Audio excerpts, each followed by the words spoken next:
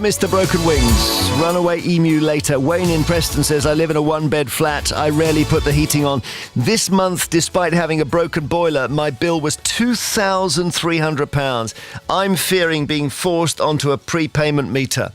Tricia Gidlow in St Helens says, I bet the 85-year-olds are sleeping easy now. What a disgrace. I don't get why you have to pay more for prepayment meters when you're paying in advance. There are rich 85-year-olds and poor people in their 60s and 70s. It should be fair across the board.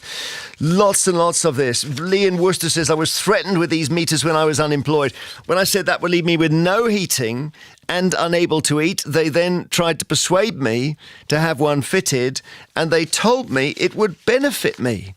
Thank you for all your comments. We'll talk about celebrity dating scam messages after the news here on Radio 2. Stay with us. Smart speaker, Sounds app, and 88 to 91 FM. BBC News at 1 o'clock. This is Harvey Cook. Campaigners say new rules to stop vulnerable households being forcibly switched to prepayment energy meters don't go far enough.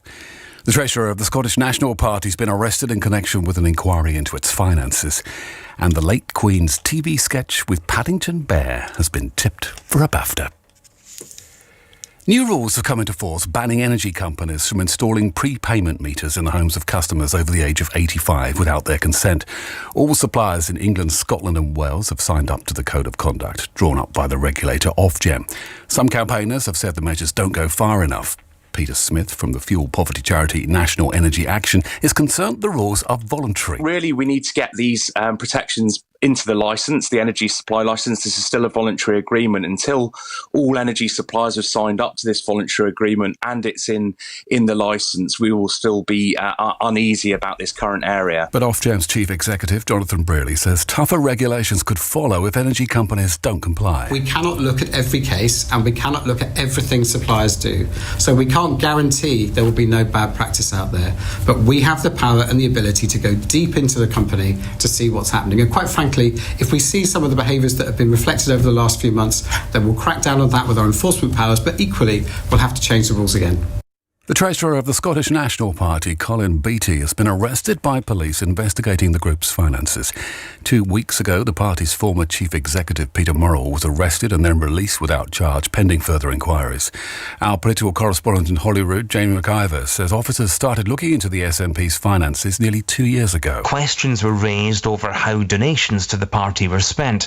More than £600,000 was raised to spend on the independence campaign, but questions were raised after accounts showed just £97,000 in the bank at the end of 2019 and total assets of just over £250,000. The NHS in England says it's committed to making maternity care safer for all women after a group of MPs said the role of racism in maternal deaths may have been underestimated.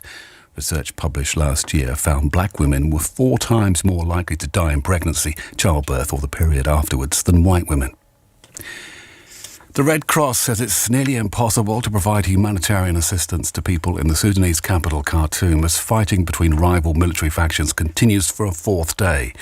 The charity says it's receiving desperate calls from people hiding in cellars, some of them injured. The health system is close to collapse, with reports of military forces occupying medical centres.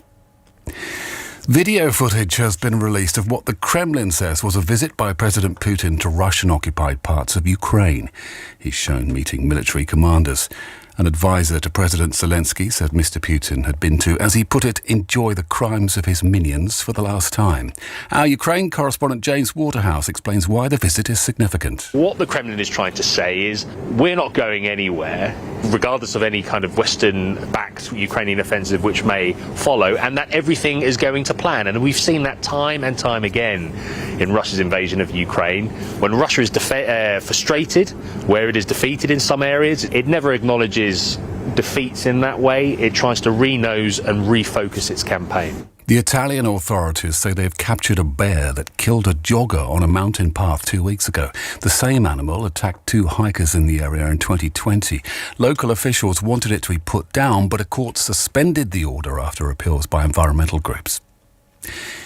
The nominations for BAFTA's Most Memorable TV Moment Award have been announced. It's the only prize to be chosen by the public. Voting takes place over the next fortnight, and the winners announced at the ceremony on May the 14th. Charlie Jones has been watching the 6 nominees. The final scene of Channel 4's Derry Girls makes the list, where the 4 main characters vote for the Good Friday Agreement. The people of Northern Ireland have spoken. The country has just taken its first step into the future. As does the last round table of the BBC's hit reality show The Traitors, Nick and Charlie's first kiss and the Netflix rom-com Heartstopper, and the moment in Stranger Things when the kids rescue their friend using a familiar song. Mo Farah revealing in a BBC documentary that he was trafficked to the UK is also recognised, but this is already the favourite. Tea? Oh, yes, please. Paddington Bear joining Queen Elizabeth at Buckingham Palace to celebrate the Platinum Jubilee. And the weather this afternoon will be dry and fine for most of us with plenty of sunshine. It'll be cloudier though across the south of England with a chance of a few spots of light rain in places. Temperatures will reach highs of 13 Celsius in Cardiff, London and Belfast and 12 in Edinburgh. BBC News at 1:05. That's Harvey Cook, thank you. In this hour, have you had a celebrity dating scam message? Somebody pretending to be Brad Pitt or George Ezra connecting with you, but it's not them. Jeremy Vine. Listen live on the BBC Sounds app.